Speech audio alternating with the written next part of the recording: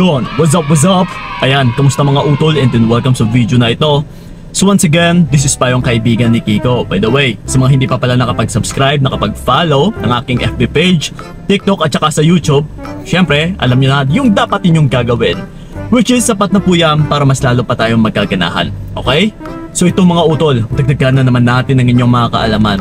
Kasi ito ha, ang magiging topic natin sa video na ito ay do this kapag nakonsensya ka dahil sa mga masamang nasabi mo sa kanya. Okay? Well, ito mga utol, actually, meron rin kasing mga tao, lalong-lalo na sa mga kababaihan din, na nakokonsensya. Na Kuya Kiko, I think may masama akong nasabi sa kanya, nakokonsensya ako. Kaya mas lalo siyang lumalayo sa akin. Kaya niya rin siguro ako ipinagpalit. Well, ito mga utol, kung minsan, sa totoo lang, kaya kayo mas lalong nakokonsensya dahil din po yan sa pagmamanipula ng mga partner ninyong lalaki. Na yung ipapalabas ng partner ninyo ay kayo pa itong nakagawa ng kasalanan. Yes. Talagang babalik na rin ka ng partner mong lalaki. Na once na binigyan mo kasi ng pagkakataon, napakinggan siya, napaniwalaan yung mga pinagsasabi niya, talagang makokonsensya ka. Na kung minsan dito ka pa magsisisi sa kung ano yung mga pinagsasabi mo sa kanya.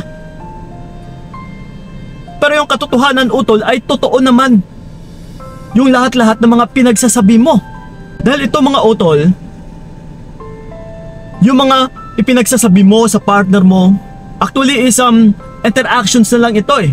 Or nagiging epekto ng mga pinaggagawa niya.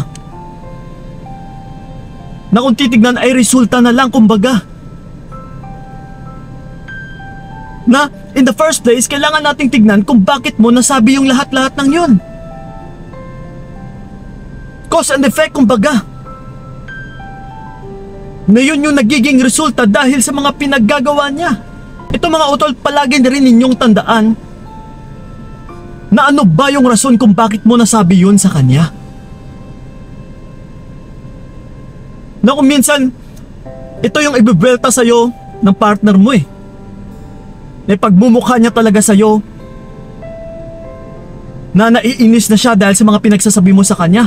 Pero hindi sa ganun utol, hindi yun yung pinakapunto. Hindi yun yung pinakaugat. Na ang pinakaugat dito ay kung ano yung nagawa niyang kasalanan. Yun ang dapat ninyong bigyan ng tuon. Na kung ano yung nagawa niyang mali, ipagpaliban mo na yung mga nasabi mo sa kanya. Dahil epekto na lang yun sa mga pinaggagawa niya. That's why, huwag kayong makonsensya, huwag kayong magsisisi sa kung ano man yung mga binitawan ninyong salita sa mga partner ninyo. Kung ano man yung mga naisabi na ninyo, let it be. Hayaan nyo na. Basta panindigan mo utol, na may nagawa siyang kasalanan. Ipakita mo talaga na hindi ka aya-aya, na hindi makatarungan yung mga pinaggagawa niya. Lalong-lalo na sa loob ng inyong relationship. Yes mga utol, pagmamanipula po yan ng mga partner ninyong nagloloko. Na talagang ipapalabas niya na ikaw itong may kasalanan, na ikaw itong may pagkakamali, na ikaw itong may pagkukulang. So ngayon kung maniwala ka, kung nakikinig ka, talagang makokonsensya ka, talagang magsisisi ka. So ngayon yung magiging talo is ikaw. Na mas lalo mo lang binibigyan ng paghihirap yung sarili mo. Na mas lalo ka lang ma-e-stress sa kakaisip sa kung ano ba yung mga pagkukulang mo, sa kung ano yung mga pagkakasala mo. Dahil talagang babalik na rin ka ng taong manloloko. Mapababae, mapalalaki ha. Lumalabas yung pagiging pagka-manipulation or pagmamanipula ng isang tao once na siya ay nagloloko. And then yung kakambal pa neto is yung pagiging sinungaling utol. Yung magsisinungaling na siya sa'yo. Dahil kasama din po yan sa pagmamanipula yung pagsisinungaling.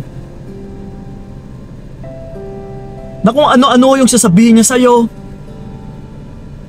na para magpanik ka, na para mataranta ka, na para makonsensya ka lalo.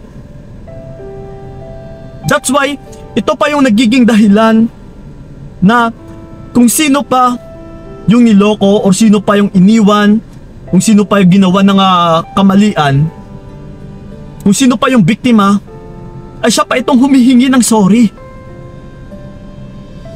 Dahil sa pakikiramdam ng konsensya, sa pagsisisi, na dahil po yan utol sa pagmamanipula ng partner mo. That's why ikaw pa itong humihingi ng sorry. Ikaw pa itong nagbibeg sa taong manloloko, sa taong nagsisira ng tiwala mo. Kaya talaga may humahantong na ikaw pa itong magsasorry. Yes, dahil po yan utol sa manipulation talaga. Kasi, like for example, kung ako yung nagloko, halimbawa no, niloko kita. Alangan naman sasabihin ko sa'yo na niloloko lang kita, ginagamit lang kita, may iba na akong babae. So di ba? Sa akin pa yung konsensya. Na ako pa yung makokonsensya. Kung ano man yung mangyari sa'yo, di ba? Makokonsensya pa ako lalo. So instead na ako yung magbibigyan ng pagkokonsensya sa sarili ko, is ibabato ko ito sa'yo. Na ikaw yung bibigyan ko ng konsensya para ikaw pa itong hihingi ng sorry sa akin. Ipapalabas ko talaga na ikaw yung may kasalanan. Na ikaw yung may pinaka punot dulo ng mga pagkukulang, ng mga pagkakamali kung bakit ko nagagawa yung mga bagay-bagay ng pagluloko. Na ipapalabas ko talaga na kaya ko lang naman nagawa ito dahil sa pagkukulang mo, dahil wala ka naman dito palagi, dahil sa pag-uugali mo, na kung ano-ano pa yung sasabihin ng partner mo. So ngayon, once na pinakinggan mo ito, di ba, ano yung kasunod na mangyayari sa'yo? Makokonsensya ka na mas lalo kang magsisisi sa mga pinaggagawa mo sa kanya. And then ito na yung kasunod ulit, kundi hihingi ka na ng sorry sa kanya, na kung titignan talaga utol ay siya itong may nagawang kasalanan sa'yo. Di ba? Ikaw pa itong humihingi ng sorry dahil sa pagmamanipula ng partner mong lalaki. Kagaya sa example ko, dahil sa pagmamanipula ko sa'yo, ngayon ikaw pa itong humihingi ng sorry. Yes. So ganun po yan mga utol. Once na may nasabi na po kayo sa mga partner ninyo, palagi talaga ninyong tandaan kung ano yung pinakapunot dulo kung bakit mo nasabi yan. Okay? Huwag na huwag kang magpadala sa iyong emosyon. Huwag na huwag kang magpadala sa iyong takot. Dahil once na bumigay ka, once na naniwala ka sa mga pinagsasabi niya, talagang magsisisi ka at saka makokonsensya sa mga pinagsasabi mo. Na hindi ka talaga magtatagumpay, na mas lalo kang magiging submissive sa partner mo, na mas lalo kanyang mamanipulahin at saka uutuin na lang palagi. So gusto mo ba yun utol?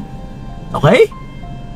So yun lang po mga utulasan na nakatulog talaga yung video na ito. So yun lang po, maraming salamat. So ingat kayo, God bless and babush! Binigay ko lahat para wala kang